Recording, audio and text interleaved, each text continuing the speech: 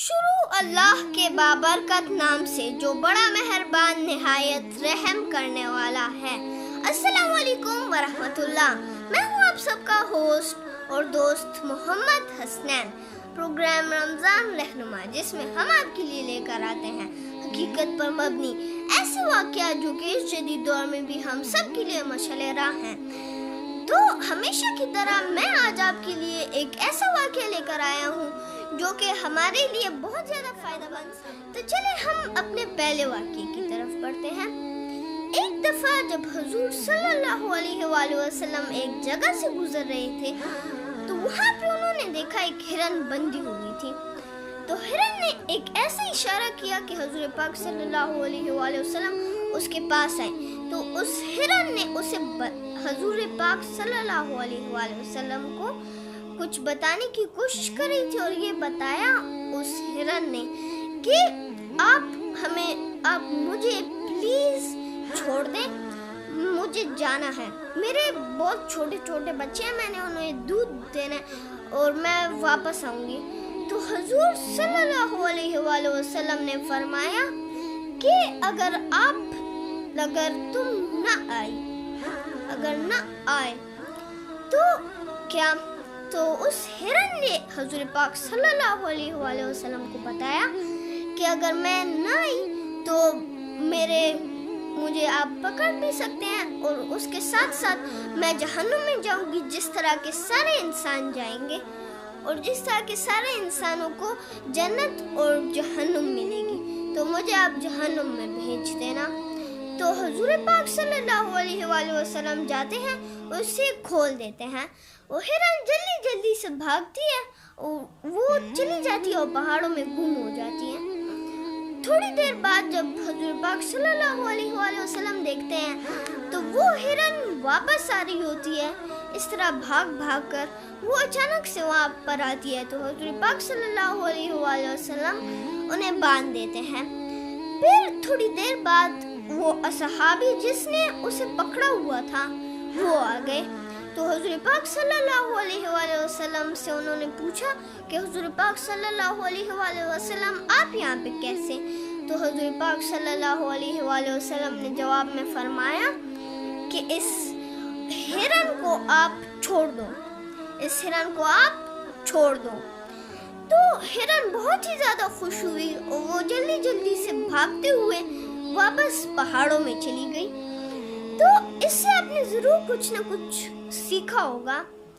دیکھیں، ایک جگہ پہ ایمانداری کو ہم اس ہرن کی ایمانداری کو دیکھیں کہ وہ حضور پاک صلی اللہ علیہ وآلہ وسلم سے کہتی ہے کہ میں واپس آؤں گی، اگر میں نہ آئی تو مجھے آپ جہنم میں بھیج دینا۔ تو اس کی ایمانداری کو دیکھیں، اس موقع پر جب وہ کھل گئی تو وہ بھاگ بھی سکتی تھی، وہ وہاں پہ دور بھی جا سکتی تھی اور وہ خود کو چھپا بھی سکتی تھی، اور اس طرح کچھ بھی کر سکتی تھی، وہ واپس نہ بھی آ سکتی تھی، بٹ وہ واپس آئی۔ اور دوسری طرف حضور پاک صلی اللہ علیہ وآلہ وسلم، دیکھیے، ایمانداری کا اور سچائی کا اور اس سب کچھ کا ہمیں ایک فائدہ ملتا ہے ہمیشہ کہ جب ہم لوگ گریڈ نہیں کرتے، جب ہم لوگ بہت زیادہ لالچ کرتے ہیں، تو اسی لیے ہمارے بڑے بولتے ہیں لالچ بری بلا ہے۔ تو لالچ جب لوگ کرتے ہیں تو وہ لالچ کے اندر سے بہت زیادہ برے ان کا حال ہو جاتا ہے۔ پر اس ہرن نے لالچ نہیں کی ایک دفعہ۔ ایک طرف ہم نے دیکھا کہ اس نے لالچ نہیں کی تو وہ بچ بھی گئی، اور دوسری طرف اس نے جہنم کی آگ سے بھی اپنی نجات حاصل کر لی کہ اس نے جو ہے ایمانداری سے کام کیا۔ ایک طرف لالچ ہو گئی، اور آخری طرف ہم لوگ اگر دیکھیں تو وہ ہرن کا حضور پاک صلی اللہ علیہ وآلہ وسلم کا ایک ایسا وقت تھا کہ انہوں نے اتنا اچھا خوش مزاجی کا مزاج کہ وہ صرف انسان بھی نہیں، اگر وہ جانور بھی ہو وہ ان کے ساتھ اچھا سلوک کرتے تھے۔ ہم لوگ انسانوں کے ساتھ اچھا سلوک نہیں رکھتے، ہم لوگ ایک دوسرے کو برا فیل کرتے ہیں، ایک دوسرے سے ہم لوگ حسد کرتے ہیں ایک دوسرے سے، تو ہمیں حسد نہیں کرنی چاہیے۔ اس دور کے اندر، اس ٹائم کے اندر حضور پاک صلی اللہ علیہ وآلہ وسلم نے اتنے اچھے تھے کہ انہوں نے ایک ایسی جاندار کو ویسے چھوڑ دیا جو کہ بہت زیادہ اس صحابی کے لیے قیمتی بھی تھا، کیونکہ وہ اس کا شکار تھا. اور شکار آج کل کے دور میں اور آج کل کے ٹائم کے اندر ہم لوگ تو ویسے ہی دکانوں میں چلے جاتے ہیں اور چکن فرائی کیا ہوا کھا لیتے ہیں تیار، پر اس دور کے اندر لوگ شکار کرتے تھے اور اسے بہت زیادہ سخت طریقے سے پکڑتے تھے. اب دیکھیں ہرن کی ایمانداری. میں نے آپ کو بتایا کہ ہرن یہ سب کچھ ایسا کر سکتی تھی کہ وہ بھاگ سکتی تھی، وہ وہاں سے نجات حاصل کر سکتی تھی، وہ وہاں سے بھاگ سکتی تھی، بٹ اس نے ایمانداری سے کام لیا. وہ بھاگی نہیں. انہوں نے جس طرح اس نے حضور پاک صلی اللہ علیہ وآلہ وسلم کو بتایا کہ میں جاؤں گی، اپنے بچوں کو دودھ دوں گی اور میں واپس آؤں گی، تو اسی طرح وہ گئی، اپنے بچوں کو دودھ دیا اور وہ پہاڑوں سے بھاگتی ہوئی واپس آ گئی. تو ایک طرف وہ اور دوسری طرف اگر ہم دیکھیں تو اس کا اس کی نہ لالچ، کیونکہ لالچ بری بلا ہے، یہ تو ہم نے سنا ہی ہوگا. تو لالچ ہمارے لیے اچھی نہیں ہوتی، اور جب ہم لوگ لالچ نہیں کرتے اور ایمانداری سے کام کرتے ہیں تو ہمارے اندر اس کا ہمیں نیچرلی بھی فائدہ ہوتا ہے. دیکھیں انہوں نے جہنم کی آگ سے بھی نجات حاصل کر لی، کیونکہ انہوں نے اس ہرن نے خود بولا تھا کہ اگر میں واپس نہ ہوں تو مجھے جہنم کی آگ میں ڈالا جائے گا، اور اگر میں واپس آئی تو پھر مجھے جہنم میں نہیں ڈالا جائے گا. اس نے وہ خود بولا اور اس نے اپنی باتوں پر عمل کیا. اور دوسری طرف اگر یہ ایک انسان بھی ہوتا تو وہ اتنی لالچ کرتا اور وہ اتنی he would be like this کہ اگر کسی انسان نے جیل میں ڈالا ہوا ہے اور اچانک سے کوئی نہ کوئی ایسا بڑا سا کنگ آ جاتا ہے اور وہ اس کنگ کو بولتا ہے کہ مجھے 1 سیکنڈ کے لیے آپ چھوڑ دیں، میں اپنے بچوں کو یہ پیسے دوں گا کہ وہ کچھ کھانے پینے کے لیے لے لیں اور میں واپس آؤں گا، تو اسی موقع پر بھاگ جائے گا اور اس شہر کو چھوڑ کر چلا جائے گا، اور وہاں کے اس کنگ جو کہ اس جگہ کا سردار ہوگا اس سے وہ چھپ جائے اور وہ انہیں پکڑ نہ سکے.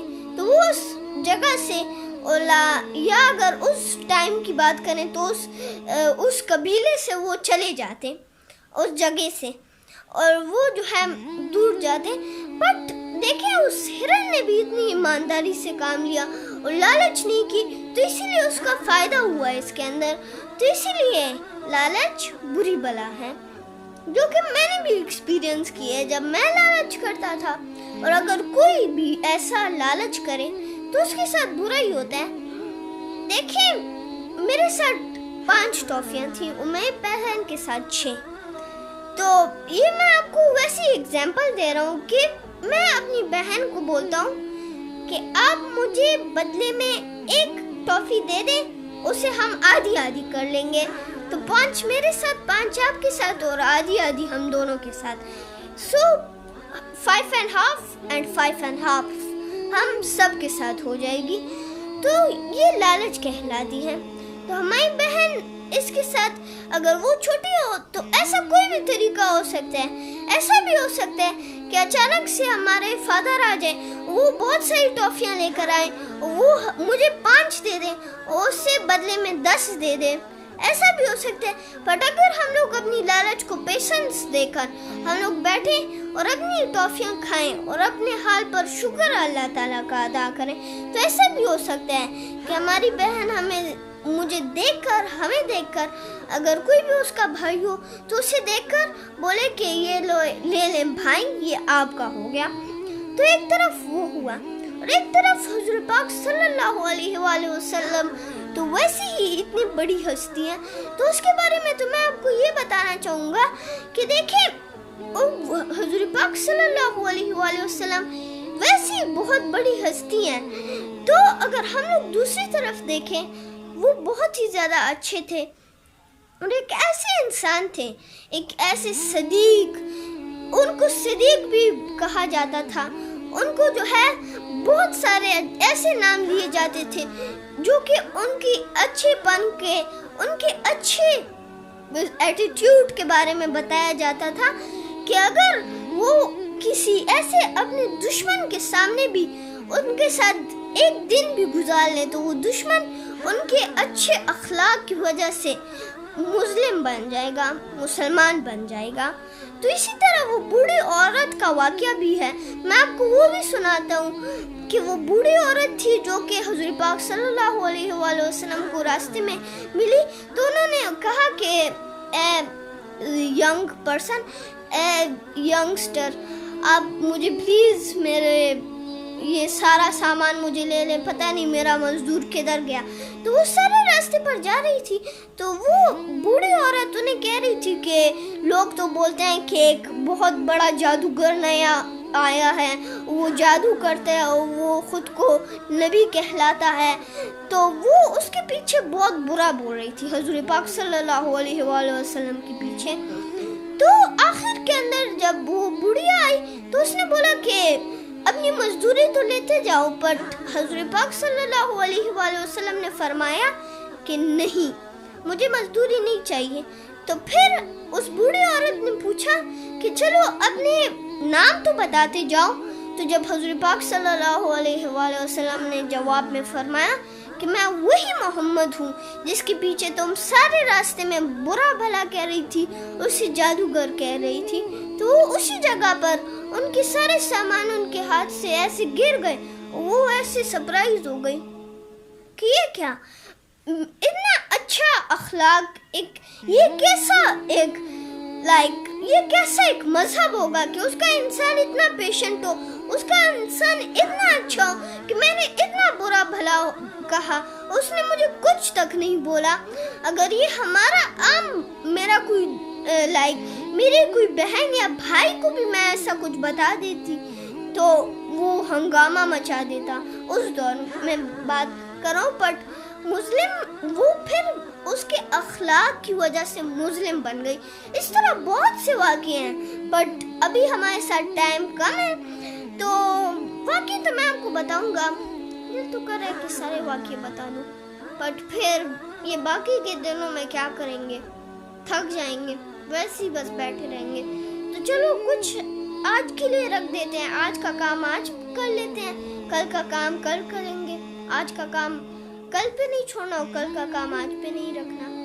تو اسی لیے اپنے میزبان محمد اسنین کو اجازت دیجیے، اور ہمارے شو کے لیے آپ ہمیں ضرور کمنٹ کریں، اور میرے آفیشیل فیس بک چینل محمد اسنین پر ہمیں میسج کر سکتے ہیں۔ تو پروگرام رمضان رہنما سے اپنے میزبان محمد اسنین کو اجازت دیجیے، نیکسٹ ویڈیو تک مجھے اجازت دیجیے، تب تک کے لیے اللہ حافظ۔ پاکستان زندہ باد، پاک فوج پائے۔